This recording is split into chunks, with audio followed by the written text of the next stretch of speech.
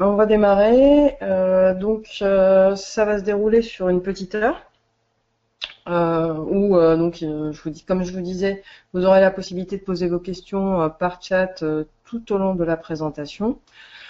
Donc, on va y aller. Alors, l'agenda. Donc, ça va être très rapide, hein. Je vais vous présenter un petit peu qui est Man Machine pour ceux qui ne connaissent pas et qui nous rejoignent pour la première fois.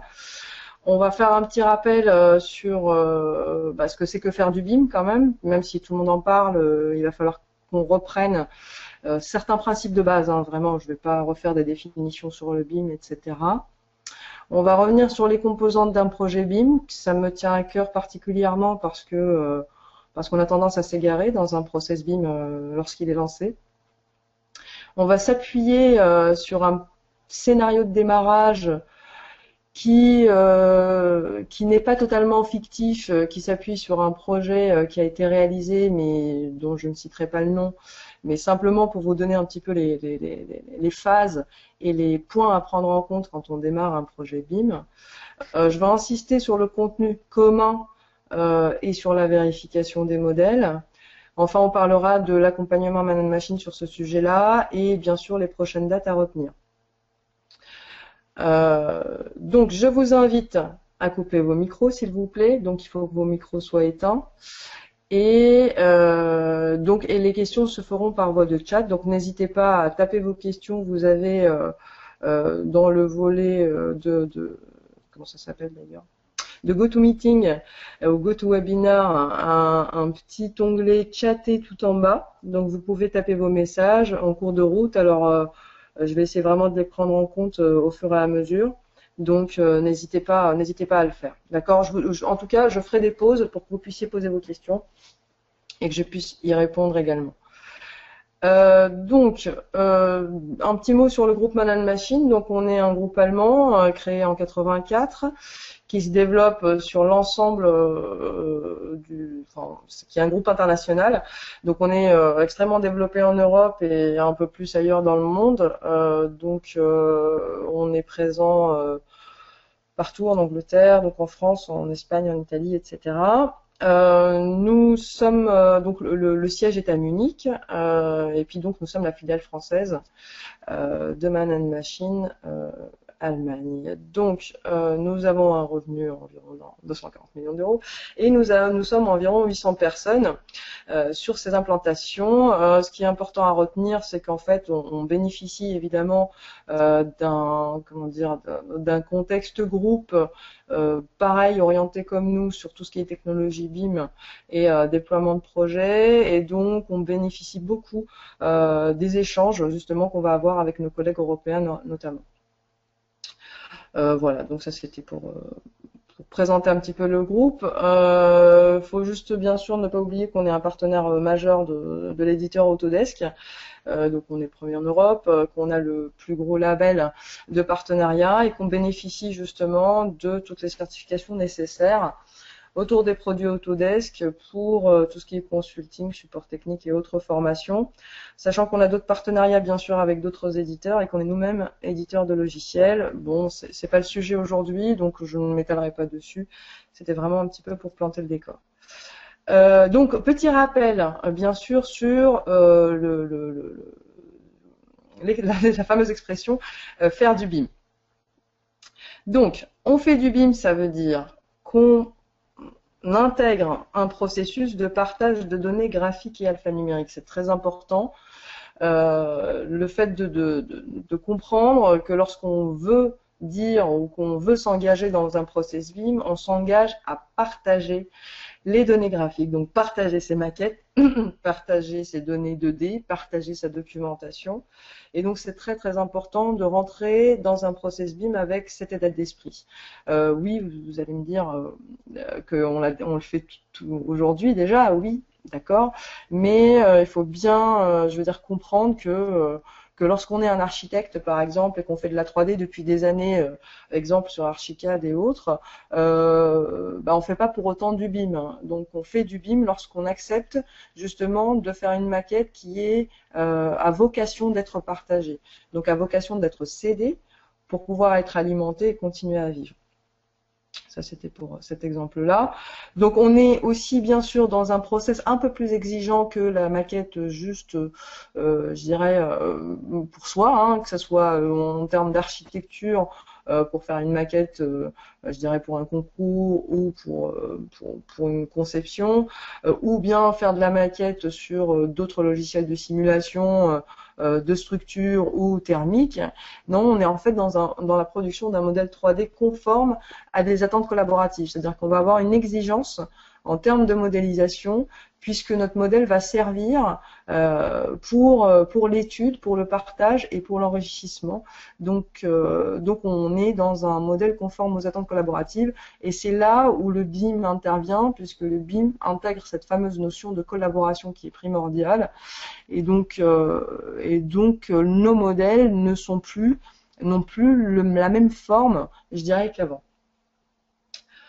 Enfin, c'est très important aussi, il faut dans un process BIM optimiser les workflows basés sur l'échange d'informations, puisque dans le BIM, il y a la donnée graphique bien sûr de la maquette, mais il y a également la donnée informatique et la donnée de gestion de l'information elle-même, donc où vont se positionner les maquettes, qui va en avoir la charge, qui doit réaliser quoi dans une maquette métier, comment on va, je ne sais pas, mettre en place un circuit de validation, est-ce qu'on va choisir une plateforme collaborative, est-ce qu'on va se contenter d'un serveur, etc., qui gère cette information. C'est très important pour faciliter justement l'échange et puis, je dirais, optimiser finalement l'utilisation de ces maquettes. Juste un petit rappel justement sur les rôles, je dirais, il n'y a pas de règle hein, dans ce que je vous présente, mais il n'empêche que c'est ce qui est, je dirais, utilisé ou c'est ce qui est mis en place de manière courante. Donc c'est un rappel pour ceux qui ne l'ont pas vu. Donc sachez que l'implication se fait au fur et à mesure je dirais, de la présence des acteurs dans le projet. Donc en règle générale, on va être en phase concours et en phase APS où la maquette va être entre les mains des architectes. Et donc là où les architectes le font aujourd'hui pour beaucoup directement en modèle 3D, ils vont le faire évoluer, mais avec toujours la perspective de le céder et de le partager avec les intervenants qui vont participer au projet. Donc je pense notamment au bureau d'études, voire entreprise générale si on est dans une autre configuration. Donc pendant le concours et l'APS, la maquette est mise en œuvre et comment dire, est modélisée par l'architecte. Donc elle est la base finalement de ce process et elle constitue le point de départ de ce process BIM. Il faut bien comprendre qu'ensuite, dans les phases suivantes, notamment en APD, donc et en Pro ou DCE, en fait, la maquette est prise en main par par les autres intervenants. Et donc, en fait, on va essayer de, je dirais, diviser le modèle en sous-modèles. Et on va voir apparaître les modèles métiers, ce qu'on appelle les modèles métiers, donc le modèle structure, par exemple, le modèle fluide et le modèle archi, qui eux-mêmes vont finir par constituer le modèle global pour l'APD. D'accord? Donc là, en fait, on va commencer à collaborer autour de sous-modèles, je dirais, hein, c'est la forme qui est mise en œuvre aujourd'hui, autour de sous-modèles qui vont venir s'agréger pour constituer le modèle final.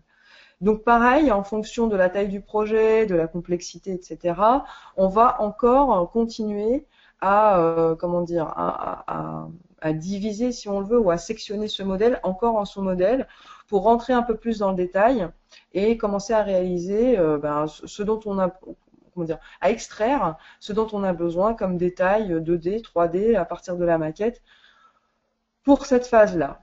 Bien sûr, au niveau de l'exé, eh bien, les modèles vont se multiplier avec l'avènement de plusieurs intervenants. Donc aujourd'hui, bon, la question est est-ce que les sous-traitants dans un chantier vont être capables de mettre à jour la maquette? Bon, en fait, aujourd'hui, on n'a pas d'expérience vraiment, je dirais, sur un full, pas un full BIM, mais un full, un BIM total au niveau de l'exé, mais il n'empêche que des projets se lancent pour essayer justement d'optimiser au maximum une maquette BIM qui aurait vécu jusqu'au DCE et qui doit continuer à vivre en exé en fonction des objectifs qu'on va lui donner pour cette phase-là. Exemple d'objectif, on peut demander en phase exé, est-ce que la maquette serve pour la coordination, donc la synthèse, ou bien qu'elles servent justement à terme pour tout ce qui est maintenance. Et là, bien sûr, on a exploitation, et là, bien sûr, on a besoin aussi de beaucoup travailler avec la maîtrise d'ouvrage. Même si la maquette est prise en main par la maîtrise d'œuvre énormément au niveau de la phase étude, mais disons qu'il ne faut pas oublier finalement les objectifs qui sont mis en œuvre, qui sont mis en place au début, et qui vont peut-être donner un caractère à la maquette à la fin du chantier, si cette maquette est destinée à tout ce qui est maintenance. Donc ça, c'est très important, et le travail se fait donc avec la maîtrise d'ouvrage pour essayer je dirais, d'optimiser au maximum cette maquette pour la maintenance. Bon, je ne suis pas rentrée dans le détail de la maquette DOE, maquette maintenance, ça fera peut-être l'objet d'une autre, je dirais, d'une autre présentation, pourquoi pas. On l'envisagerait peut-être. Voilà, donc ça c'était pour le rappel. Alors, je reviens sur les composantes d'un projet BIM. Donc moi j'insiste vraiment beaucoup sur ça, que l'ingrédient premier d'une maquette BIM, c'est le projet. Donc une maquette, elle ne se constitue qu'au travers d'un projet. Donc il ne faut pas qu'elle prenne le pas sur le projet, elle est là pour servir le projet. Donc servir l'étude, servir l'exé, servir la coordination. Et donc du coup, le processus BIM lui-même va varier en fonction de la nature et de l'envergure du projet, puisqu'on ne va pas mettre en place précisément la même chose lorsqu'on est, je ne sais pas moi, sur un hôpital ou sur des bureaux ou encore sur du logement. C'est en fonction de la complexité du projet. On peut avoir de la complexité géométrique, on peut avoir de la complexité environnementale, on peut avoir des process, etc. Bien sûr, en fonction du marché, puisque les acteurs ou l'implication des acteurs va varier en fonction des typologies de marché, qu'on soit en appel d'offres privé, public, en conception-réalisation, etc. Et évidemment en fonction de la phase, comme on a pu voir tout à l'heure. Donc c'est vrai qu'au niveau de la phase du projet, on va pas avoir la même implication des acteurs, je dirais, au niveau du modèle. Donc évidemment le projet, donc là c'est quelques petites images. Donc la nature du projet, évidemment, que ce soit un équipement, du logement, du tertiaire ou autre, donc va conditionner, donc on va pas utiliser la même chose ou les mêmes logiciels, par exemple pour la modélisation d'une fondation Louis Vuitton, que pour la modélisation d'un bureau, d'un immeuble de bureau, je dirais plutôt classique, etc. Donc l'envergure aussi va déterminer les outils, les acteurs, l'implication des acteurs, les délais, ainsi que la complexité, bien sûr, je reviens dessus, mais c'est important, parce que la complexité va par exemple nous pousser à utiliser un niveau de détail peut-être un peu plus important que ce qu'on aurait fait sur un projet de bureau, etc., parce qu'on a besoin de visualiser certaines zones, peut-être de passages de réseau complexes ou de charpentes assez spécifiques, etc.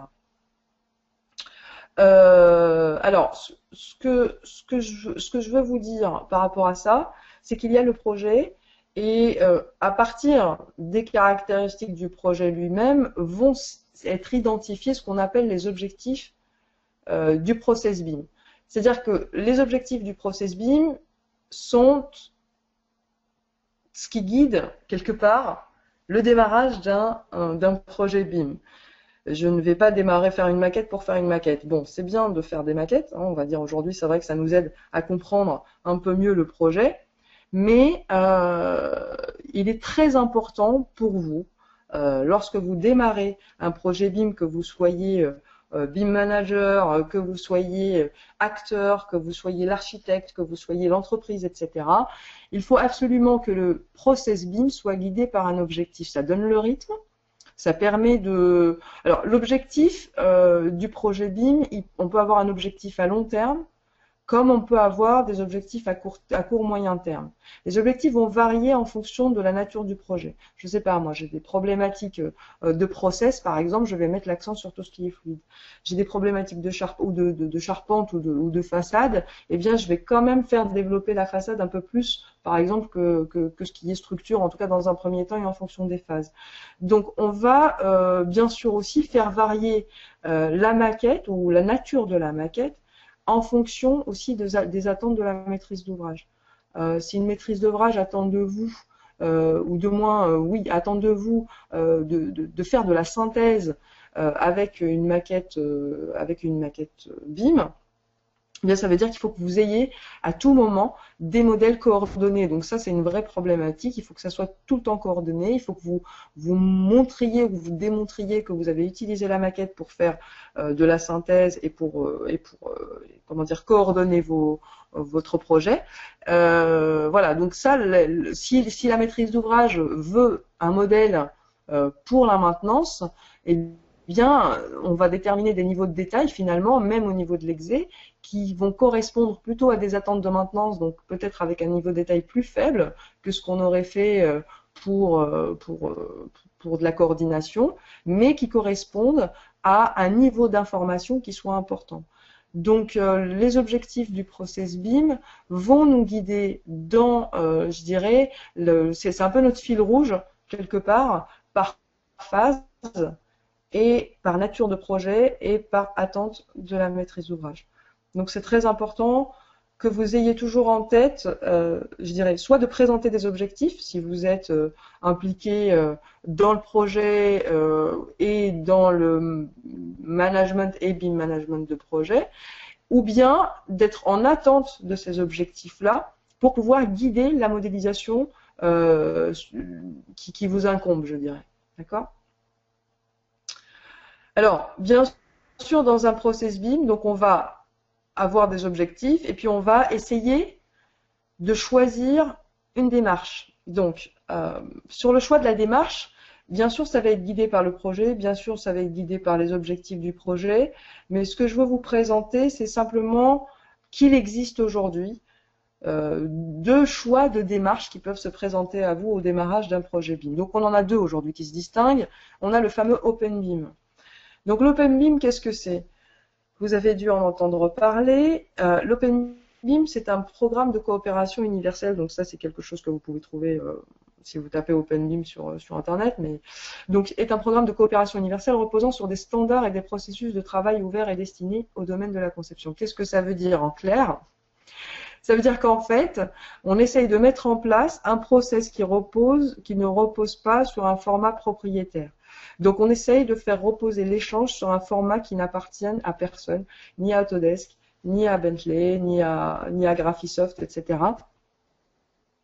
Mais qui va être un format complètement détaché, développé par un consortium d'éditeurs et qui permet justement d'échanger autour d'un modèle, je dirais, enrichi.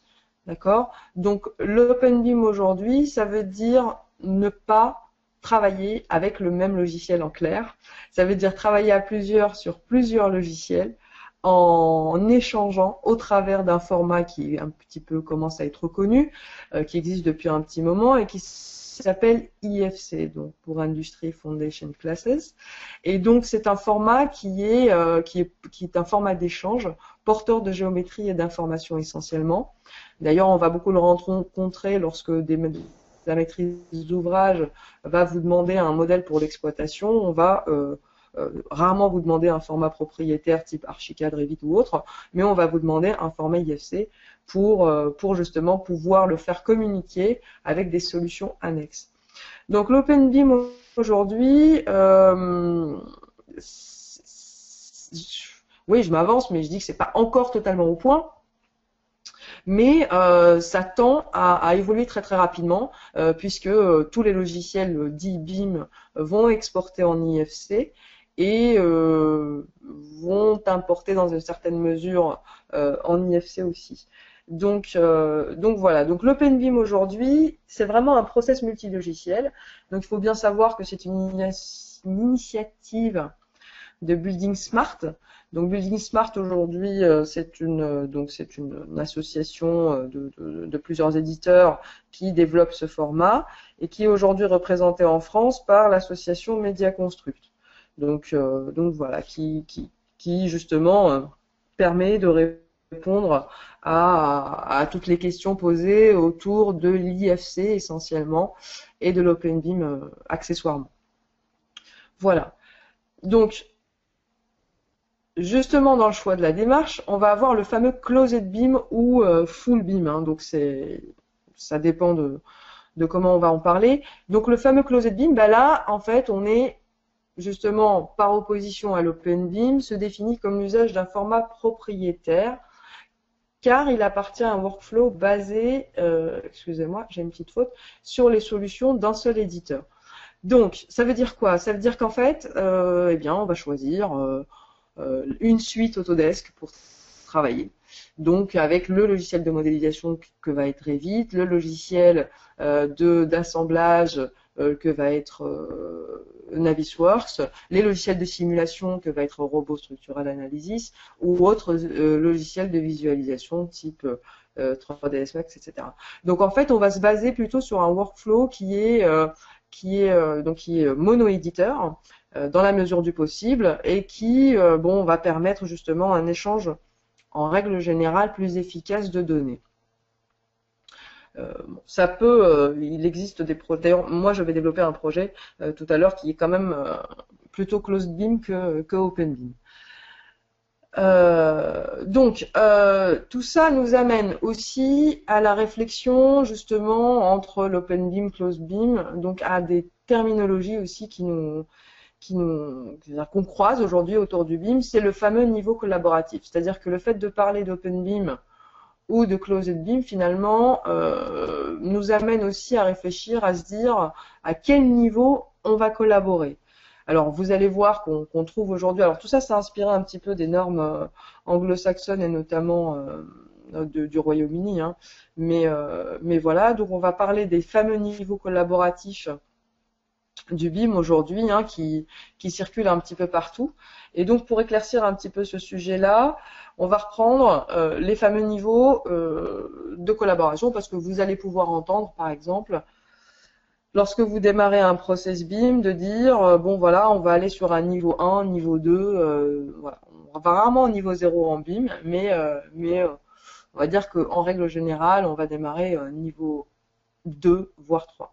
Donc pour le niveau 0, aujourd'hui, ce qu'on entend par le BIM niveau 0, c'est qu'en fait, il n'y a pas de BIM. Donc clairement, c'est de la DAO, c'est de la 2D, donc du dessin assisté par ordinateur. C'est de la 2D, c'est ce qu'on fait tous les jours aujourd'hui, donc communiquer par mail, par WeTransfer, par PDF, par format papier, etc. Donc on est aujourd'hui dans le workflow de ce qu'on appelle un BIM niveau 0. Donc en fait, on n'y est pas encore. Sur le niveau 1, donc c'est un petit peu le schéma qu'on a aujourd'hui dans la plupart des cas, c'est qu'on a des BIM isolés. Donc en fait, qu'est-ce que c'est? C'est un ensemble de 2D et de 3D à usage isolé. Donc qu'est-ce que ça veut dire? Ça veut dire que l'architecte va faire sa maquette de son côté, mais ne va pas penser à la partager. Pareil pour la structure, qui vont faire leur maquette de leur côté, ne vont pas penser à la partager. Parce que tout simplement, ils ne savent pas que leurs interlocuteurs sont capables d'exploiter leur maquette et vice-versa. Et donc, du coup, en fait, par exemple, le cas très courant, hein, vous avez l'archi qui travaille en 3D, puis qui va vous envoyer en tant que bureau d'études systématiquement des plans des WG extraits de la maquette parce que ça ne lui vient pas à l'esprit de vous envoyer la maquette. Donc aujourd'hui, on est un petit peu dans ce cas-là, donc on est dans le BIM isolé, même parfois on peut avoir du BIM, du mini BIM, je dirais, dans certains bureaux d'études, mais ce qu'il en sort finalement, ce qui est communiqué, ce qui est partagé, c'est pas de la maquette, c'est pas de l'information, c'est juste du plan. Voilà. Donc aujourd'hui, on est un petit peu sur le BIM niveau 1, je dirais, en majorité. Le niveau 2, en fait, on est en maquette numérique renseignée et structurée pour une collaboration asynchrone. Donc aujourd'hui, je dirais que c'est le plus répandu des process BIM. Voilà, c'est le plus répandu des process BIM. Pourquoi? Parce qu'en fait, on va imaginer la présence de maquettes numériques chez plusieurs intervenants. Donc la mise en place d'un process BIM avec l'implication des intervenants, avec le fait que ces derniers modélisent pour la collaboration, donc avec je dirais le projet de partager leurs maquettes et de les synchroniser et de les coordonner, mais on est sur un partage asynchrone, c'est-à-dire que chacun travaille de son côté, dépose son modèle et l'assemblage se fait à une phase ultérieur. Il ne se fait pas de manière, je dirais, systématique. Donc là, aujourd'hui, le BIM niveau 2, je dirais que c'est même un bon niveau du BIM, hein, parce que ça nous permet quand même de récupérer l'information, de vérifier cette information, de l'assembler et justement de l'utiliser pour tout ce qui est communication, coordination et autres usages. Le fameux BIM niveau 3, donc là on n'y est pas encore. Qui sait, hein, on y sera peut-être bientôt. Bon, la difficulté vient du fait qu'on peut très peu le faire avec des logiciels qui ne sont pas du même éditeur. Aujourd'hui, le niveau 3 est accessible sur des solutions, je dirais, type sur Revit, par exemple. Là, on peut travailler à plusieurs en même temps sur une seule maquette. Donc ça, c'est parfaitement possible. Par contre, à plusieurs de la même entité. Voilà, j'insiste. C'est-à-dire qu'on peut travailler à plusieurs du même bureau d'études ou du même cabinet d'archi ou de la même entreprise sur le même modèle. Par contre, il est plus difficile aujourd'hui d'être à plusieurs intervenants, je dirais, voilà, qui ne sont pas de la même entité, à travailler en même temps sur un modèle. Alors, quel est le frein aujourd'hui? Ben, c'est juste un petit peu les infrastructures informatiques. La sécurité et puis voilà. Enfin, mais bon, les pistes sont là. Hein, donc la solution Revit ouvre une porte vers ce type de coordination, ce type de travail simultané sur Revit à distance, etc. Avec une solution qui s'appelle Revit Server. Mais aujourd'hui, bon bah voilà, elle est en cours de je dirais, voilà, on manque encore d'infrastructures informatiques pour faire face à ça. Donc à retenir que donc aujourd'hui le niveau le plus courant ou le plus courant, le plus utilisé, c'est le niveau 1 et qu'on tend vers le niveau 2. D'accord? Et que le but, c'est déjà mettre en place cette maquette numérique renseignée, même pour une collaboration asynchrone, c'est pas quelque chose qui pour nous est handicapant, bien au contraire. C'est un vrai grand pas vers le BIM. Voilà. Donc là, j'attends vos questions. N'hésitez pas à taper ce qui vous vient à l'esprit par rapport à ce qu'on vient de se dire à l'instant. Hein. Donc allez-y, j'attends vos questions. Workflow, qu'est-ce que c'est? C'est un flux de travail. Donc qu'est-ce que c'est qu'un workflow? C'est vraiment un flux de travail. Donc, quand on dit mettre en place des workflows collaboratifs, ça veut dire qu'en fait, mettre en place la gestion des flux de données. Voilà, un workflow, c'est vraiment un flux de travail ou voilà, c'est mettre en place la gestion des flux. Voilà.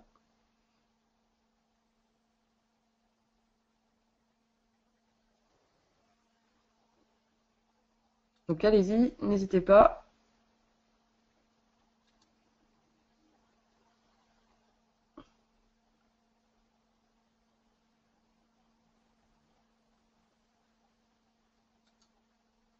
Non, pas de questions?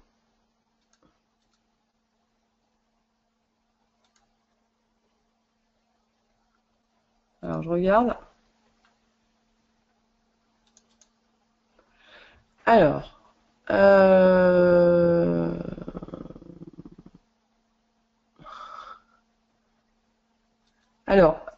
donc j'ai une question. Quels sont les logiciels utilisés pour le niveau 1? Donc pour le niveau 1, ben, il faut imaginer, je reprends, donc pour le niveau 1, je vais revenir dessus. Hein. Alors, donc oui, alors quels sont les logiciels utilisés pour le niveau 1? Ben, en fait, imaginons, ben, je sais pas moi, un process d'études où vous avez l'archi, les bureaux d'études. Et par exemple, en niveau 1, vous allez avoir l'architecte qui travaille en Revit, on va dire, hein, donc il fait sa maquette en 3D. Et en fait, il ne va pas l'envoyer ou la partager avec les bureaux d'études, mais il va partager que les plans 2D extraits de cette maquette. Donc, du coup, en fait, on perd complètement finalement l'efficacité du fait que cette personne-là ou ce bureau d'études ou cet architecte ait travaillé avec une maquette qui finalement, malgré tout, va être peut être conforme aux attentes de modélisation, va être renseigné, va être caractérisé en termes de matériaux, etc. Donc aujourd'hui, les logiciels utilisés en niveau 1, on va dire que c'est un mix de logiciels 3D dits BIM, type Revit, Archicad, Allplan, etc. Ou Tekla Structure ou autre, hein, donc en niveau 1. Et puis on va coupler ça avec du DWG qui va finalement, je dirais, freiner le process BIM avec AutoCAD à côté, peut-être, je sais pas moi, MicroStation, Vectorworks et autres. Donc c'est vraiment un mix de logiciels, mais sans aucune logique collaborative, en fait. À part Revit, quels sont les autres logiciels utilisés pour le BIM? Bien sûr, alors à part Revit, c'est vrai que je n'ai pas fait une présentation de tous les logiciels utilisés dans un process BIM, mais aujourd'hui, sans être exhaustif, bien sûr, hein, on a bon, Revit, dont l'avantage de Revit simplement, c'est que comment dire, il se positionne, je dirais, dans trois grosses disciplines du BIM, enfin du BIM, non, de projets, que sont par exemple l'architecture, la structure et les fluides. Donc aujourd'hui, Revit rassemble dans une même solution ces trois outils de modélisation BIM. Donc voilà. Ensuite, on va retrouver, par exemple, pour tout ce qui est architecture, on va retrouver Archicad, on va retrouver Allplan. On va retrouver, grosso modo, on va retrouver Digital Project, par exemple, de Guéry Technologies. Après, par exemple, pour la structure, on va avoir Tekla BIMsite, on va avoir, pardon, pas Tekla BIMsite, Tekla Structure, on va avoir les logiciels de Greitech, hein, qui sont des logiciels de simulation, mais qui sont là aussi pour sortir du modèle 3D. Qu'est-ce qu'on a? On en a beaucoup. La plus grosse difficulté, c'est vraiment de les faire communiquer efficacement. Voilà. Alors, comment les bureaux de contrôle s'insèrent-ils? C'est une bonne question puisque c'est une question que j'ai déjà eue la dernière fois et j'en ai bien discuté avec les bureaux d'études, donc les bureaux les bureaux de contrôle. Comment les bureaux de contrôle s'insèrent-ils? Alors, la question est-ce que le bureau de contrôle devient BIM manager? Ça, c'est une vraie question. Parce que le bureau de contrôle, finalement, est là pour contrôler le projet. Et pourquoi pas contrôler la maquette? Bon, je dirais qu'aujourd'hui, c'est pas la question. Il faut que le bureau d'études soit capable, justement, de récupérer les modèles, le ou les modèles qui l'intéressent, soit capable peut-être d'intervenir dans les objectifs du process, c'est-à-dire que, par exemple, je sais pas, moi, si on doit avoir une lecture extrêmement claire de tout ce qui est des enfumages, par exemple, ou sécurité incendie ou autre, il faut que, par exemple, les bureaux de contrôle s'insèrent dans le process sous deux niveaux. Le niveau des objectifs de la maquette, peut-être à des phases type APD ou autre, donc qu'ils soient capables justement d'avoir un modèle exploitable pour leur contrôle. Et puis, bien sûr, de leur côté, qu'ils soient eux-mêmes équipés de solutions capables de leur permettre d'aller chercher l'information là où ils en ont besoin. Donc, est-ce qu'ils ont besoin de s'équiper d'un Revit ou d'un Archicad lorsque c'est le cas, ou bien juste d'un visualisateur ou d'un logiciel d'assemblage type Navisworks? Pourquoi pas? Mais je pense que vraiment les bureaux de contrôle peuvent s'insérer de différentes façons et ouais, de différentes façons. Ça serait bien qu'ils s'impliquent parce qu'on les voit pas beaucoup. Ça serait bien qu'ils s'impliquent un petit peu plus ou un peu plus tôt dans le process. En tout cas pour tout ce qui est spécification du modèle. Voilà.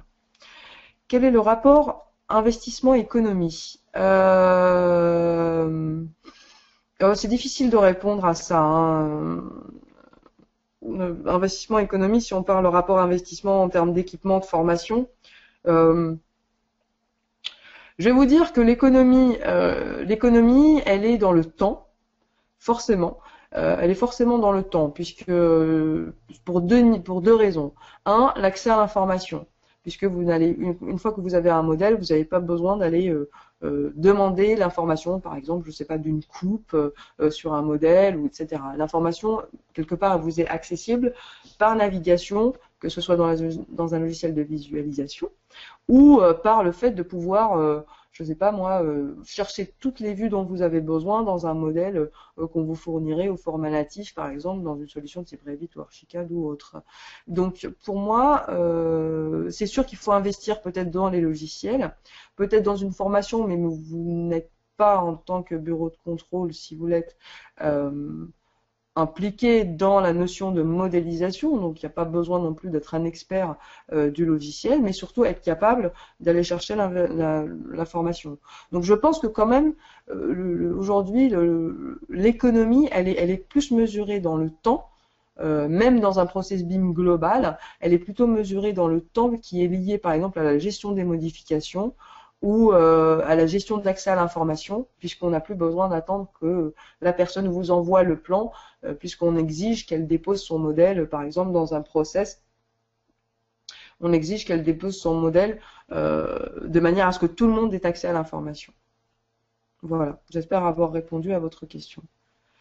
Doit-on faire le choix au format IFC dès le début du projet ou peut-on transformer un projet Revit en IFC et inversement? Ah, ça c'est une très bonne question. Alors, je vais répondre un petit peu à l'envers. Donc, enfin, du moins par la fin. Peut-on transformer un projet Revit en IFC? Oui, bien sûr. Le logiciel Revit est certifié en export IFC, donc il n'y a pas de problème. Inversement, c'est plus compliqué puisqu'il n'est pas certifié en import. Donc, c'est-à-dire qu'en fait, si vous recevez des l'IFC, vous pouvez l'ouvrir dans un fichier Revit, mais on n'a pas de garantie d'une récupération à 100%, ou du moins d'une interprétation fidèle du modèle dans Revit. Donc, qu'est-ce que ça veut dire? Ça veut dire que, par exemple, vous faites un modèle qui n'est pas de Revit, donc qui vient d'un autre logiciel, qui exportait un IFC qu'on ouvre dans Revit. Ça veut dire qu'en fait, ouvrir de l'IFC veut dire interpréter un modèle. D'accord? Donc, ça veut dire prendre les objets du modèle IFC et les mettre dans des cases Revit. Je donne un exemple plus concret. Quand Revit ouvre un IFC, il va aller voir ce qui se trouve un petit peu dedans, essayer de l'interpréter, prendre un objet qu'il a identifié comme fenêtre et le mettre dans sa case fenêtre à lui. Donc, jusque-là, tout va bien. Et en fait, le problème qui peut se poser, c'est justement la mauvaise interprétation des objets. Donc, ça veut dire que, je sais pas, moi, par exemple, vous avez positionné une porte que vous avez caractérisée d'une certaine façon dans un autre logiciel, et ben arrivé dans Revit, et ben il ne sait pas ce que c'est. Donc il va la mettre dans une case d'objets non définis, type modèle générique ou autre. Voilà, donc il n'y a aucune certitude que le format IFC soit parfaitement interprété à l'arrivée. D'accord, donc pourquoi on ferait le choix du modèle IFC? Je suis déjà très en retard. Pourquoi on ferait le choix d'un modèle IFC? Parce que on peut faire le choix au début, mais ça peut être un objectif de fin. C'est-à-dire on peut se dire on modélise dans Revit et puis on continue jusqu'à sortir le modèle IFC quand c'est nécessaire. Mais bien sûr il faut le checker, je dirais, il faut le vérifier en cours de route. Voilà. Quels sont les apports pour le maître d'ouvrage? Oh, bien le maître d'ouvrage, il y a beaucoup d'apports. Les maîtres d'ouvrage s'intéressent beaucoup au BIM parce qu'ils ont plusieurs intérêts par rapport à ça. Le premier intérêt qu'ils vont avoir, je dirais, c'est le côté, c'est tout ce qui est gestion de leur bâtiment. Ils y attendent beaucoup, hein, ils en attendent vraiment vraiment beaucoup, puisque ils s'imaginent en réalité, on espère, normalement on a des solutions qui commencent à pointer dans ce sens, mais ils espèrent vraiment récupérer un modèle 3D de leur bâtiment qui leur permettrait justement une gestion plus efficace et surtout une visibilité, parce qu'aujourd'hui le problème de la maîtrise d'ouvrage et des propriétaires, c'est l'opacité finalement en termes de maintenance. Voilà, donc aujourd'hui la maîtrise d'ouvrage vraiment est avide, je dirais, de ce genre de process parce qu'on est aujourd'hui dans la perspective, hein, je dis pas que ça fonctionne bien aujourd'hui, mais on a un petit peu de temps, dans la perspective que la maîtrise d'ouvrage puisse coupler cette maquette avec une GMAO, avec une gestion de patrimoine, et ce qui lui permet justement d'avoir vraiment énormément de transparence dans la gestion du modèle. Le deuxième gros avantage pour la maîtrise d'ouvrage, c'est la communication. On le voit beaucoup aujourd'hui dans les projets, c'est vraiment la communication avec les usagers. Et donc la 3D vraiment est un très très bon outil de communication. Et quand la maîtrise d'ouvrage arrive à prendre la main dessus, c'est vrai que c'est quelque chose ils sont très friands de ce genre de choses. Voilà. Question pour la fin, bonjour. Oui, ça sera le cas. Vous aurez une vidéo de la webinaire si vous êtes arrivé en retard. Donc je continue, je suis déjà très très en retard. Est-ce que j'en ai raté Non. Ok. Donc, on va continuer. Hop, lancement. Alors, là, je vous prends un exemple. Hein. Donc, c'est un exemple. On va essayer de vraiment d'essayer de creuser un petit peu, mais je vais insister sur certains points. Là, un lancement d'un process BIM, je m'appuie donc sur un réel projet, même si l'image n'est pas vraie. Donc, le type de projet, exemple, centre hospitalier. La phase, c'est une phase APD. Le type de marché, on est en conception-réalisation. Et on a une implémentation du process BIM exigé. Pourquoi je vous en parle de cette façon-là? Parce que la phase APD est en règle générale la meilleure phase, même si c'est bien de l'anticiper avant, mais il n'est jamais trop tard, et que la meilleure des phases finalement, parce que ça implique quand même plus d'intervenants, est la phase APD d'un projet. La conception-réalisation est une configuration assez particulière parce qu'elle demande dès le départ l'implication de l'entreprise et franchement, je dirais pas que c'est mieux, mais c'est bien lorsque l'entreprise est impliquée dès le départ et lorsqu'elle est adossée au pilotage du projet et adossée au BIM management du projet. Vraiment parce que ça permet d'avoir une idée extrêmement claire de ce qu'on veut faire, de comment on le veut faire, de la notion d'économie de projet qui est présente dès le début, etc. Donc c'est vrai que c'est assez important, enfin c'est assez important, c'est pas toujours le cas bien sûr, mais dans ces cas-là, en tout cas pour les entreprises qui sont engagées dans ce type de processus, je les invite fortement à s'impliquer parce que voilà, sinon c'est exponentiel et puis les erreurs peuvent s'accumuler si on vise pas dès le départ un petit peu les objectifs du projet. Le process BIM exigé, ça aussi c'est une donnée très importante puisque ça influe sur l'implication des acteurs. Donc c'est vrai que quand le process BIM est exigé, il ne faut pas hésiter à appuyer dessus et pour pouvoir justement faire avancer la machine et pousser un petit peu tout le monde à monter en compétence. Lorsque c'est pas exigé, c'est bien aussi d'avoir la volonté d'y participer en y mettant un petit peu d'énergie et sachez que finalement l'énergie se met presque qu'une fois puisque vous avez l'énergie des logiciels, de la formation, mais ensuite une fois que c'est lancé, c'est juste un mode de fonctionnement qui se met en place au fur et à mesure. La configuration du process, donc justement on est dans l'implication de l'ensemble des acteurs, donc là c'est très important pour nous pour démarrer. On a un cahier des charges maîtrise d'ouvrage, donc ça c'est très très confortable lorsqu'on en a un. Ensuite on a l'identification du BIM manager, c'est très important aussi pour démarrer, puisqu'un BIM manager c'est un interlocuteur ou un organisme, hein, parce que ça peut être aussi une entreprise qui fait, enfin une entreprise qui fait du BIM management, mais en règle générale c'est une personne quand même.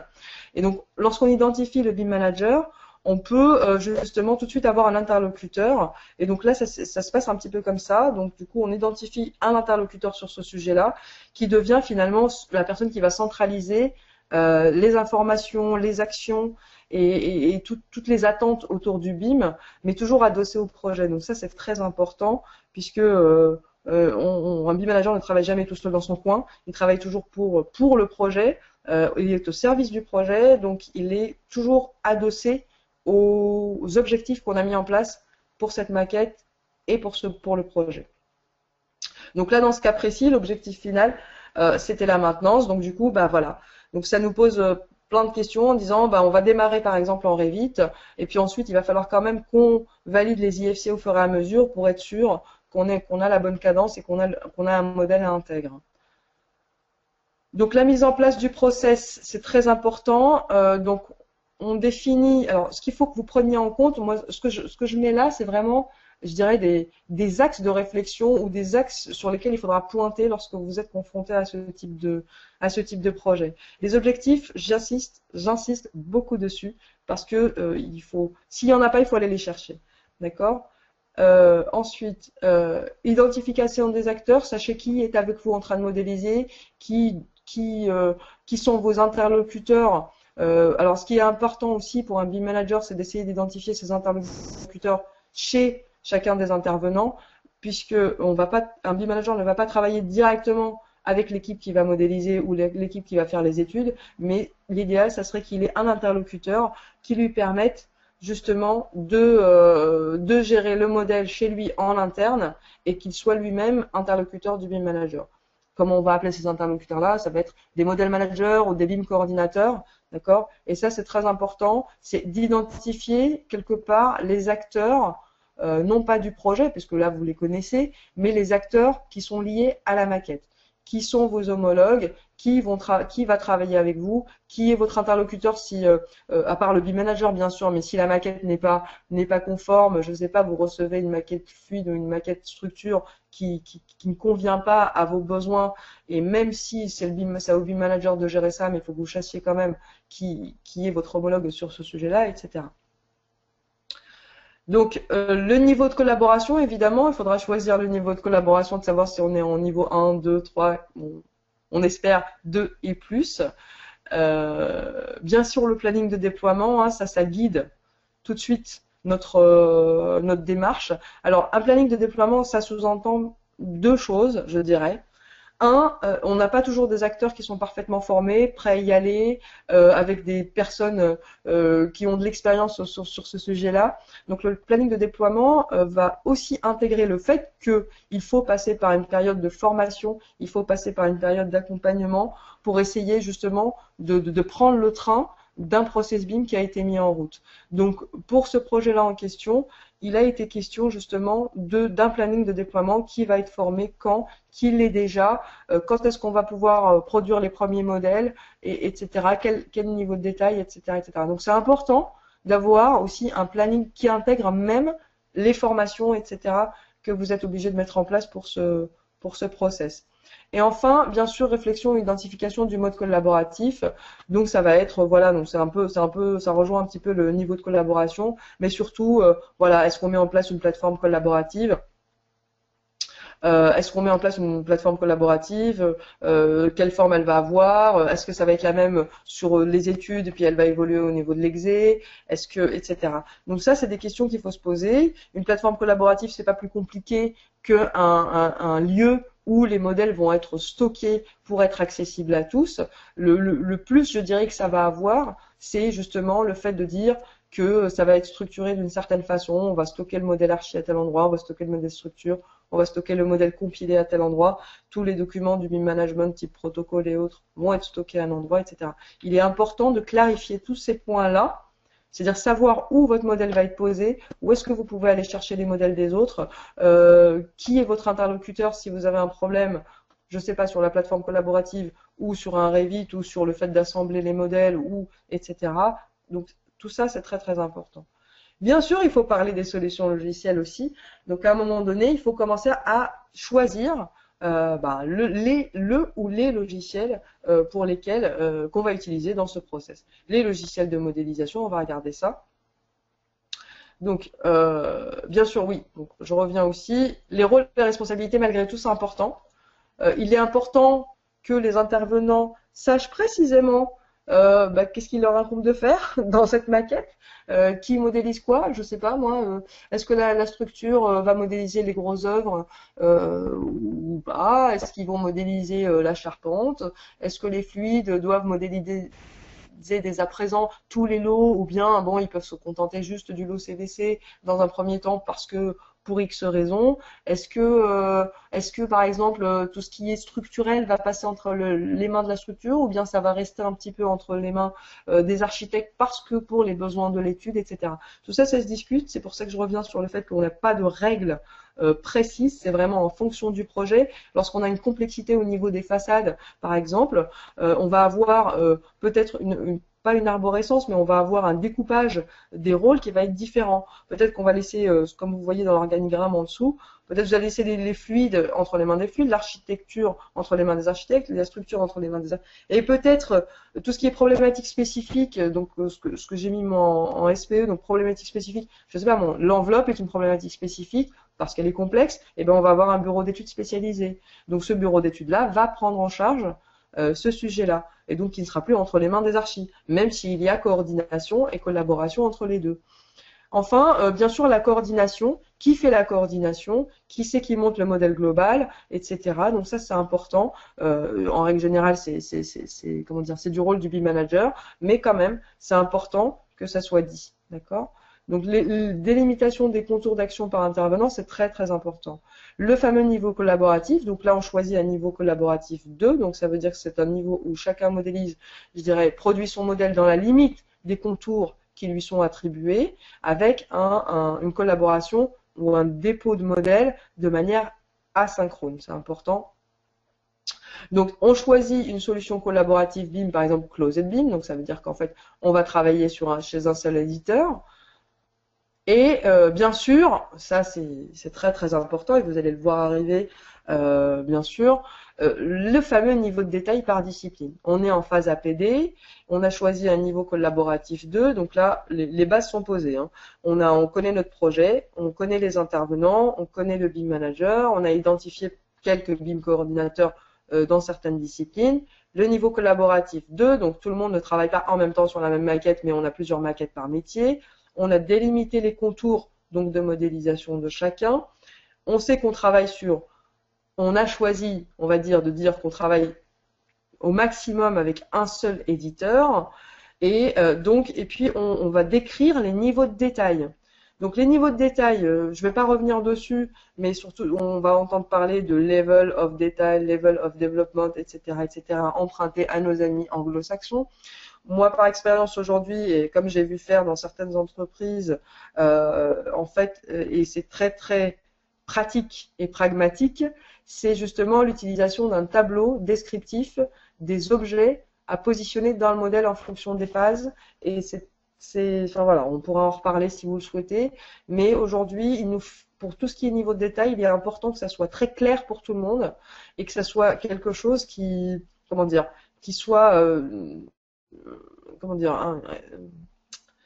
quelque chose qui permette aussi au BIM manager d'avoir un contrôle efficace de la maquette. En clair, on va cocher des cases en disant l'architecte doit modéliser toutes les cloisons.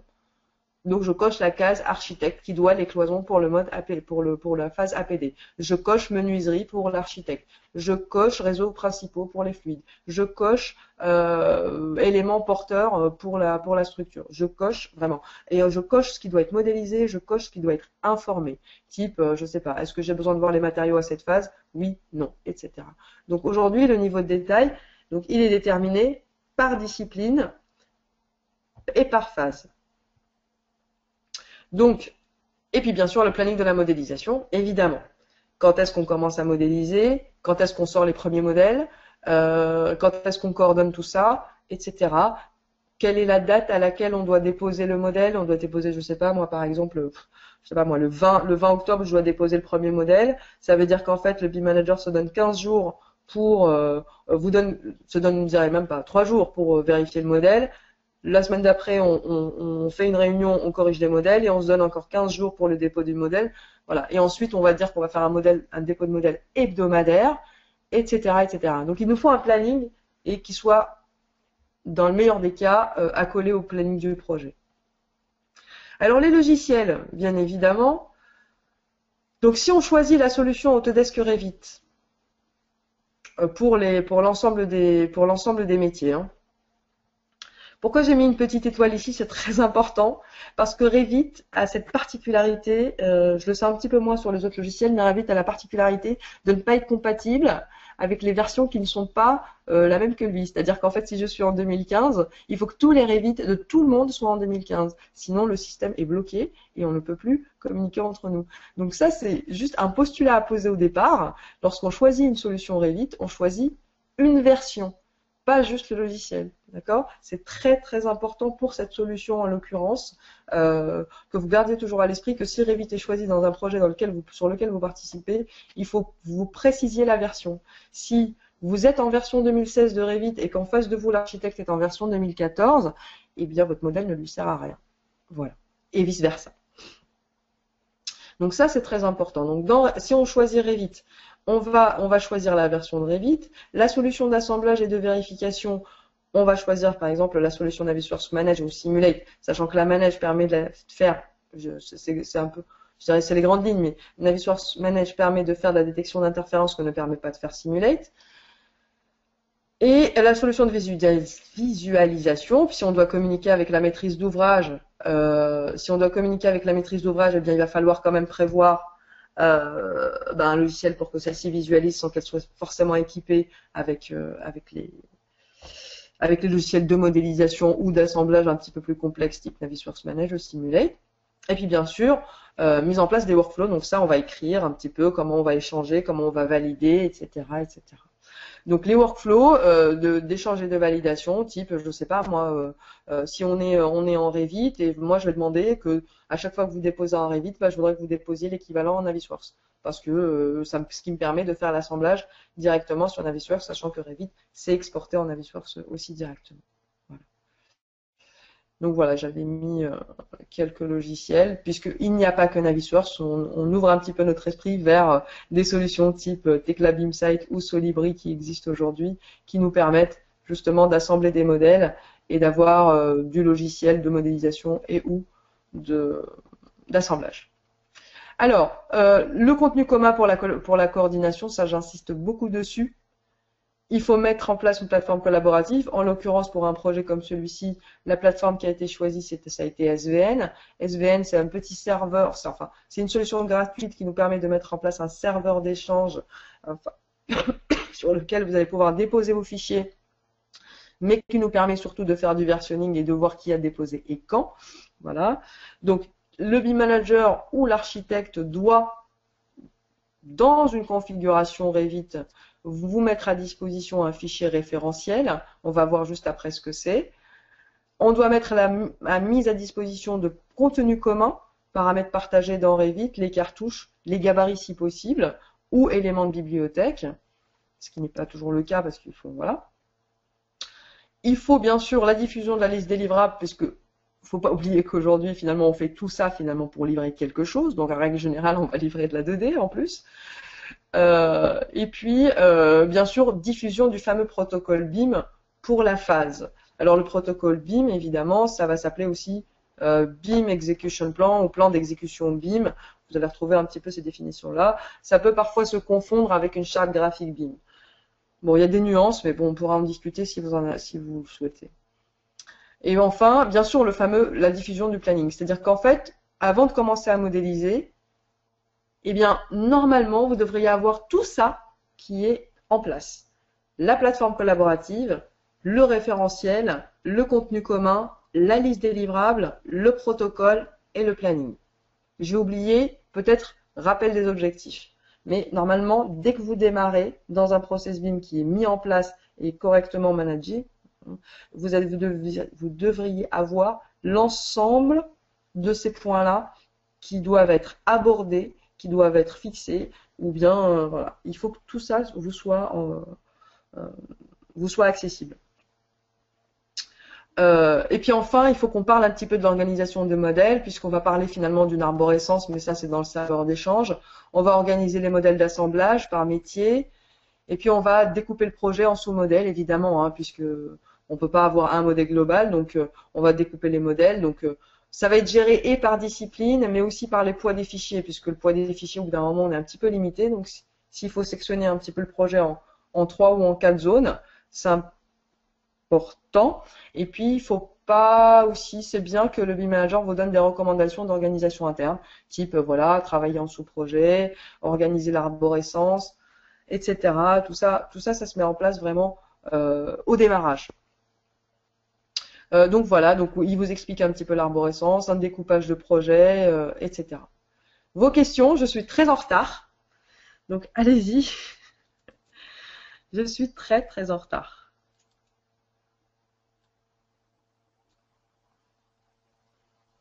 Est-ce que je vois les questions? Où est-ce qu'elles sont?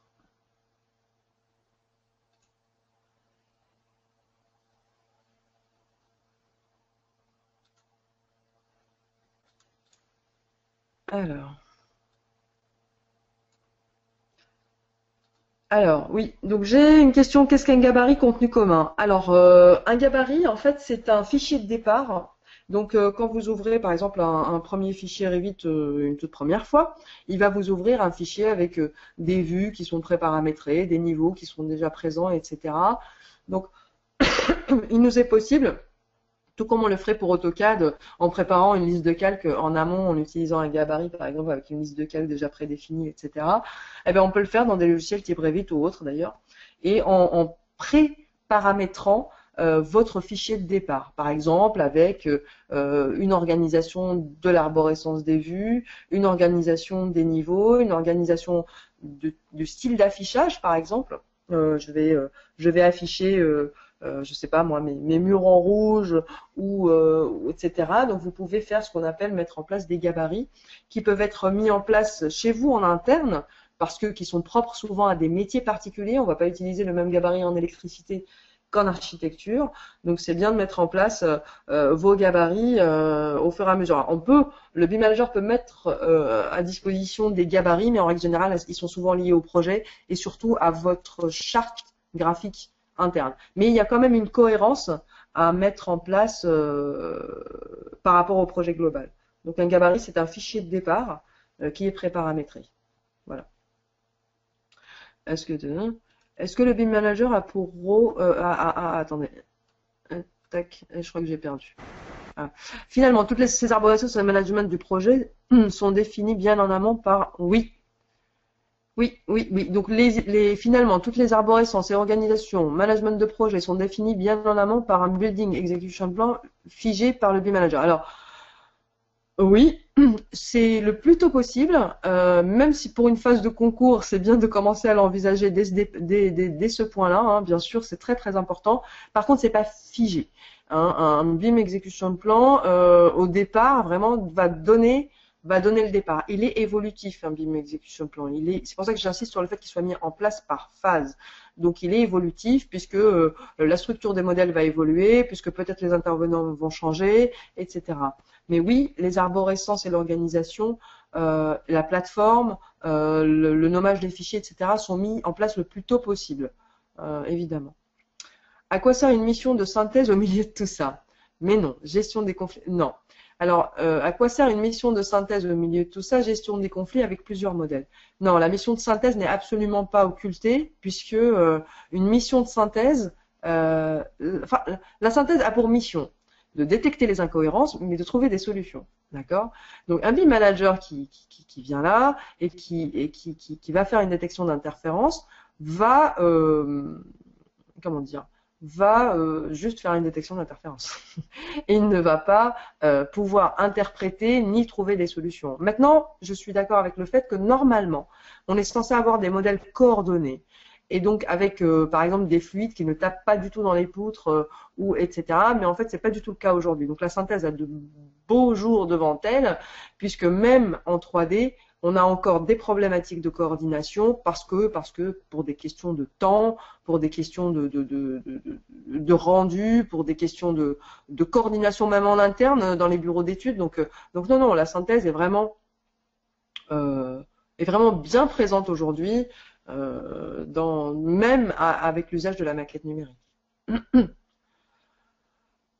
Est-ce que le BIM Manager a pour rôle de vérifier et valider les modèles déposés sur la plateforme ou doit-il uniquement centraliser les infos? Non, le BIM Manager a pour rôle de vérifier et de valider les modèles. C'est très important. Il faut qu'il regarde les modèles déposés chaque semaine, qui justement, au travers des critères qu'il aura mis en place dans le BIM Execution Plan, doit regarder les modèles, leur intégrité, leur constitution, voir s'il n'y a pas des conflits, ne serait-ce que dans les modèles, un modèle, hein, parce qu'on peut avoir parfois des conflits dans un seul modèle sans avoir un modèle archive. Je sais pas, on peut avoir deux murs qui sont superposés, on peut avoir des murs qui ne sont pas attachés au plafond, etc. Donc ça, c'est très important. Non, le BIM Manager a pour rôle de vérifier et de valider les modèles déposés sur la plateforme. Et c'est à lui ou avec les autres d'en fixer la fréquence. Le BIM Manager est-elle partie prenante du projet ou bien externe? Ça dépend. Ça peut, les deux. On peut avoir les deux. Le BIM Management peut faire partie. Le BIM Manager peut être un partenaire dans un groupement qui répond à un projet où, par exemple, on demande du BIM Management. Voilà, un BIM Manager peut faire partie du groupement en tant qu'entité externe, mais en même temps, par exemple, vous pouvez avoir un BIM Manager, l'architecte peut se positionner en tant que BIM Manager, par exemple. Ça se positionne plutôt bien.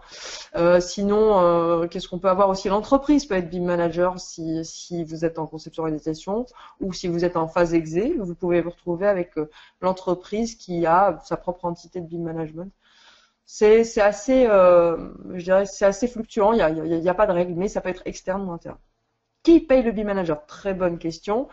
Ça peut être le client.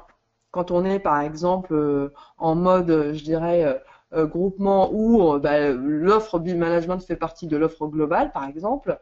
Ça peut être la maîtrise d'œuvre parce que vous êtes engagé sur un process BIM et que vous avez besoin de quelqu'un pour un petit peu orchestrer tout ça. Et donc du coup, une maîtrise d'œuvre peut payer un BIM manager. L'entreprise peut payer un BIM manager aussi. C'est vrai que c'est pas une question simple, mais moi j'ai vu plusieurs configurations, hein. Une entreprise qui paye un BIM manager, j'ai vu un groupement donc avec une maîtrise d'ouvrage qui paye finalement euh, un BIM manager. Qu'est-ce qu'on va avoir? Oui, voilà, ou une maîtrise d'œuvre qui s'associe pour payer un BIM manager. Voilà, ça c'est un petit peu les configurations. Il faut que j'aille très vite. Je vais continuer si ça vous ennuie pas. Je voulais juste aller juste sur le référentiel. Ah, je suis très en retard. Sur le référentiel, ça pour moi c'est une donnée déterminante, un fichier référentiel. Donc là c'est l'exemple précis d'un Revit, hein, d'une solution Revit. Donc un fichier référentiel, qu'est-ce que c'est? Pensez à le demander. C'est un fichier Revit qui contient les informations suivantes. C'est un fichier Revit vierge, je l'ai pas noté, mais c'est un fichier Revit vierge qui contient les niveaux NGF du projet, le quadrillage, donc la trame du projet ou les axes, les limites de propriété qui sont un peu moins importantes mais quand même aussi importantes, les plans de référence délimitant le découpage horizontal si on a découpé le modèle en plusieurs bâtiments, etc. Est-ce que j'ai autre chose? Les coordonnées du projet, bien sûr. Le point... Mince. Excusez-moi, hein, je pensais avoir écrit géoréférencé. Ici, ça va être géoréférencé. Donc, les coordonnées du projet, point d'origine géoréférencé. Donc, ça, c'est très, très important. Et puis, l'utilisation de l'arborescence qui peut être aussi utile pour les autres.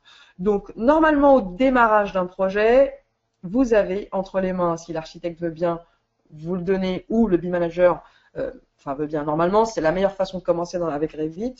Donc, on a un fichier référentiel.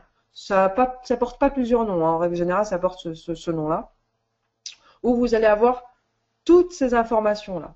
D'accord? Et justement, tout ça pour utiliser une fonction de coordination dans Revit qui va s'appeler le copier-contrôler ou le copy-monitoring et qui va nous permettre justement de coordonner les modèles. Donc, voilà. Et avec les niveaux, en coordonnant les niveaux, en coordonnant en coordonnant les quadrillages et en récupérant le point de base du projet. Donc le copier-contrôler réduit le risque d'erreur de saisie des données de démarrage. Ça c'est très important parce que tout le monde démarre sur la même base. D'accord? Les imports, la méthodologie de contenu CAO, ça c'est très important puisque aujourd'hui il est recommandé de ne pas mettre de l'AutoCAD directement dans un Revit par exemple. D'accord? Donc ça pour vous, c'est aussi pour les points de démarrage, il faut que vous ayez en tête ce type de réflexion parce que normalement un fichier AutoCAD, hein, je prends l'exemple d'un fichier AutoCAD, ne doit pas atterrir directement dans votre modèle Revit. D'accord? Normalement, il atterrit par je dirais, un modèle intermédiaire vierge dans lequel vous faites l'import CAO et ensuite il est lié au modèle Revit en question, d'accord, votre fichier de modélisation, ok. Donc ça c'est très important aussi que vous ayez en tête, hein. Ça c'est une règle en fait que vous devez avoir pour le démarrage. Donc avant de commencer à modéliser, pensez à ne pas mettre vos AutoCAD directement dans votre fichier de modélisation, mais à le faire passer par un filtre qui est un modèle Revit vierge dans lequel vous allez avoir les DWG. La revue de modèle, je vais passer un petit peu rapidement dessus, mais c'est important que sachez que la revue de modèle, donc ça veut dire que le contrôle par le BIM manager doit être mis en place avec des mécanismes de contrôle. Normalement, on doit baser le contrôle sur plusieurs axes, notamment l'axe visuel, puisqu'on va regarder les modèles de manière visuelle. On va coordonner, on va voir tout ce qui est interférence. On va voir aussi par rapport aux standards et objectifs, donc les règles de modélisation, les standards, type nomination des familles, respect de l'arborescence, intégration des informations nécessaires, etc. Et l'intégrité des modèles, donc pour voir si vraiment les modèles sont modélisés correctement. Un exemple tout bête, si le poteau qui a été modélisé est bien un poteau et non pas un bout de mur qui a été modélisé, etc. Donc, je vous prends un exemple un peu piqué à mes collègues allemands, mais on n'est pas du tout dans un mode Revit, mais on est plus dans un mode multilogiciel, mais il n'empêche que Revit ou euh, que Autodesk. Donc c'est important que voilà tous les, enfin voilà que tout ce qui a été demandé, en fait, et que tous les composants sont présents dans les modèles. Donc ça c'est juste visuel. Ensuite tout ce qui est interférence, eh bien regardez si on n'a pas des clashs entre plusieurs modèles type architecte, MEP et structure. Regardez que tout ce qui est standard a été, donc tout ce qui est voilà style de ligne, enfin peut-être pas calque mais famille, etc., ont été respectés. Et regardez chacun des modèles en termes d'intégrité de la formation et de voir que si bien les objets sont bien positionnés au bon endroit, que lorsque on fait un export, on est capable de retrouver les objets dans les bonnes cases, etc. Et il faut vraiment, c'est un processus assez, je dirais fastidieux, mais important pour garantir une intégrité du modèle, surtout vis-à-vis du maître d'ouvrage si on s'est engagé.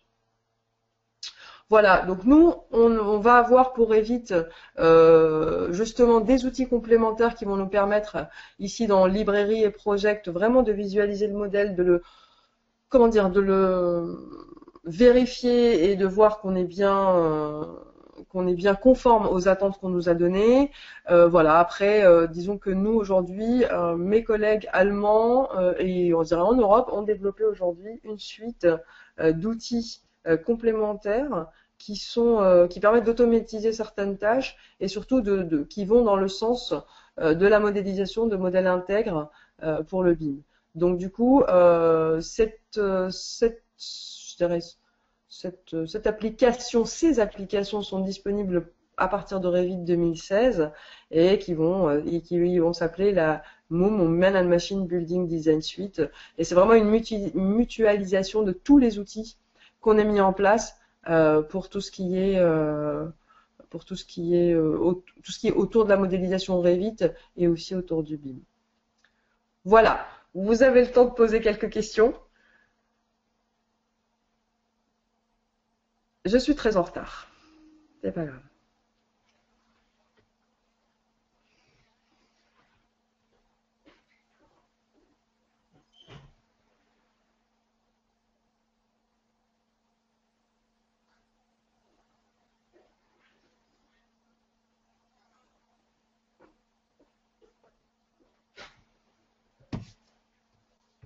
Alors, hop. Connaissez-vous un maître d'ouvrage qui a passé une mission BIM Manager? Oui, le CHU d'Ajaccio. Quand ils ont fait leur appel d'offres, ils ont demandé à ce qu'il y ait une entité identifiée pour le BIM Management. Et donc, oui. Et donc, ils ont payé le BIM Manager dans le cadre de leur projet. Je connais aussi un autre maître d'ouvrage qui a payé enfin je sais pas si je peux le citer, mais bon, un maître d'ouvrage privé, oui, qui a payé un BIM manager à une personne pour faire le BIM management. Euh, donc oui, bien sûr, j'en connais. Oui, j'en connais. Donc voilà, l'exemple, je dirais aujourd'hui le plus frappant et je dirais le plus clair par rapport à ça, par rapport au fait de payer une mission de BIM management, c'est vrai que vous pouvez, d'ailleurs, ça a été BIM d'or ces derniers temps, et donc où il y a beaucoup de communication sur ce projet-là. Donc c'est le centre hospitalier d'Ajaccio, et là, oui, la maîtrise d'ouvrage a payé du BIM management. Donc, euh, donc voilà. Mais c'était aussi conforme à ses attentes. Très bien, je finis. Je finis simplement donc en vous rappelant que juste qu'on a mis en place ça c'est un rappel pour ceux qui ne connaissent pas, un programme de formation vraiment spécifique et lié au BIM et tout ce qui est modélisation de modèles BIM intégrés, donc on n'est pas non plus juste dans l'apprentissage du logiciel. Donc c'est un programme qui va se nommer BIM Ready, dont on est un petit peu fier, puisque pareil, ça émane aussi des expériences qu'on a fait en Europe par rapport à ce sujet-là. Et donc c'est un programme de formation calibré sur 10 jours. Donc c'est un cursus qui est certifiant. Voilà, donc je vais repasser dessus. Donc simplement, voilà, qu'on a une première phase qui touche à tout ce qui est modélisation et gestion des familles, où on est plus sur une compétence de modélisation et de gestion de modèles. Et ensuite, on va sur tout ce qui est collaboration et process BIM. Et donc là, on va plus sur tout ce qui est BIM management, plateforme collaborative et autres. Voilà. Et enfin, donc ça, c'est une... Je vous le laisse, comme ça vous l'aurez quand vous aurez la vidéo de ce qu'on vient de faire aujourd'hui, pour que vous ayez une idée un petit peu du programme qui n'est pas du tout exhaustif, mais c'est juste pour vous donner une idée de ce qu'on fait au niveau des modules 1, 2, 3 et ensuite les modules de perfectionnement et de BIM management. Voilà, donc ça c'est pour dire que c'est certifiant. Et donc, juste les dates à retenir avant de finir. Nous avons une webcast à la suite de celle-ci. Donc là, on a parlé du démarrage, donc ce que vous devez prendre en compte lorsque vous démarrez un projet BIM, notamment en Revit. Et donc, je dirais un petit peu pour synthétiser, bien vous rappeler qu'il vous faut les ingrédients des intervenants. Il faut que vous sachiez à qui vous avez affaire. Il faut identifier le BIM manager. Il faut, avoir un contenu commun de démarrage qui vous, je dirais, va limiter les couacs en cours de route, ne serait-ce qu'en termes de positionnement de modèles. Hein. Quand vous assemblez des modèles et qu'ils ne sont pas positionnés pareil, c'est sûr que c'est un petit peu compliqué. Donc voilà, donc ça c'était vraiment pour tout ce qui était démarrage. Donc à la suite, on va avoir donc le 16-10, donc la semaine prochaine, même heure. Donc tout ce qui tourne autour de l'ingénierie MEP avec mon collègue Anthony. Donc là, on va parler vraiment des niveaux de collaboration et ça c'est très important pour moi parce que nous, en fait, on pense bien qu'il y a précisément un micro-BIM qui peut se mettre en interne dans les BE et dans les agences d'architecture et je dirais dans les entités concernées par un projet, mais qu'il y a aussi le macro-BIM qu'on a un petit peu plus abordé aujourd'hui et donc du coup la collaboration pluridisciplinaire, donc du coup avec tout ce qui touche au workflow par exemple d'échange sur tout ce qui est par exemple je sais pas moi avec les ingénieurs ou avec les autres disciplines. Donc c'est extrêmement intéressant, c'est vraiment tourné sur tout ce qui est corps d'état technique. Et enfin le 16-11, donc on a une session sur le BIM pour l'infrastructure qui commence aussi à bien se développer autour de la solution InfraWorks que je vous invite à voir parce que c'est pas juste vraiment dédié aux personnes qui font de l'infrastructure, mais c'est aussi dédié à plusieurs. Enfin, ouais, ça nous intéresse, hein, même nous dans le métier du bâtiment, parce que InfraWorks c'est une solution extrêmement intéressante. Je vous invite à la voir, c'est tout ce qui est vraiment modélisation à l'échelle du territoire et c'est vraiment une nouvelle solution extrêmement intéressante à voir. Voilà. Et enfin, le 24 novembre, pour ceux qui le peuvent, donc on vous invite chez nous pour une journée, oui, une journée de discussion autour du BIM. Ça va être très intéressant parce qu'on invite, je dirais, nos clients pour en parler au travers de certaines expériences qu'on a menées avec eux, mais aussi des personnes, des experts qui ont vraiment, je dirais, vécu de vrais projets autour du BIM, avec la mise en place, avec toutes je dirais les difficultés, et ils sont là pour vous parler de leurs difficultés, mais aussi de la manière dont ils sont arrivés à s'en sortir et justement où est-ce qu'ils en sont aujourd'hui. Donc c'est vraiment très intéressant. Pareil avec des personnes qui viennent par exemple du monde des éditeurs pour nous parler un petit peu de ce qui se passe, je dirais en termes de réglementation, etc. Donc voilà, soyez au rendez-vous. On vous accueille de 9h30 à 18h dans nos locaux, dans le 14e. Je regarde s'il y a des dernières questions.